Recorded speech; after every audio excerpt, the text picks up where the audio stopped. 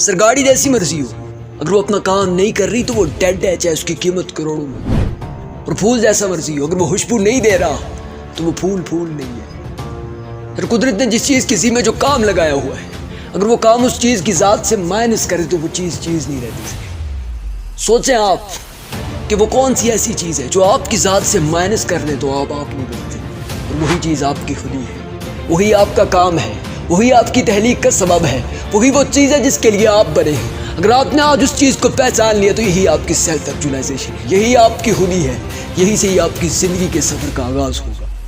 क्योंकि इमाम मालिक का कौल है कि इंसान की दो पैदाइशें होती है, एक पैदाइश कि जब वो इस दुनिया में अपना ज़ाहिरी वजूद लेके आता है, और पे एक पैदाइश वो कि जब वो अपनी ज़िंदगी का मकसद, अपनी ज़िंदगी का पर्पस, अपना गोल, अपना विजन देते हैं, और यही असली पैदाइश होती है। एक रिसर्चर था दुनिया जिसे थॉमस रीने के नाम से जानती है, उसने दुनिया में सबसे ज़्यादा बिलियनर्स पर रिसर्च की। वो जानना चाहता था कि ये लोग अमीर कैसे बन गए, ये लोग दुनिया में आकर छा कैसे गए, सर ये फलक पर दरखिशंदा सितारे कैसे बन गए। वो जानना चाहता था इन लोगों के बारे में। मुझे तवील रिसर्च के बाद एक बात तय कर दी कि इन तमाम लोगों में एक बात कॉमन होती है कि ये लोग हॉनेस्ट होते हैं, और हॉनेस्ट का मतलब ईमानदार, अपनी ज़ात के साथ।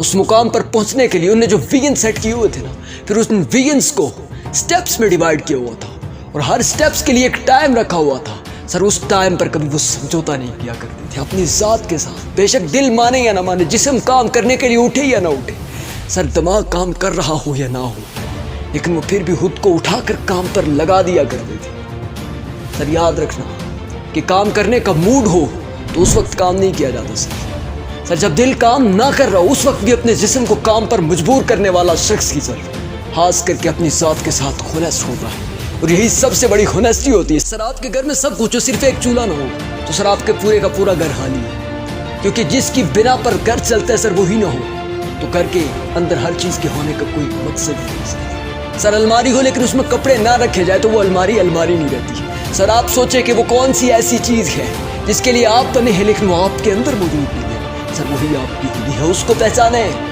कि उसके ना होने की वजह से आप नहीं है। क्यों? क्योंकि वो आपके अंदर नहीं है। आज इस चीज़ को पहचाने और अपने अंदर पैदा करें, यही सेल्फ एक्चुअलाइजेशन है, यही सेल्फ स्टीम है। सर यही से ही ज़िंदगी की खुदी का सफ़र का आगाज़ होता है, और यही से ही बड़ी मंजिल के मुसाफिर बनकर लोग आगे जाते हैं, और यही से ही ज़िंदगी का विजन सेट होता है। फिर ज़िंदगी किसी मुकाम तक पहुंचने के लिए सर आपको एक टारगेट दे देती है, एक गोल, एक पर्पस दे देती है।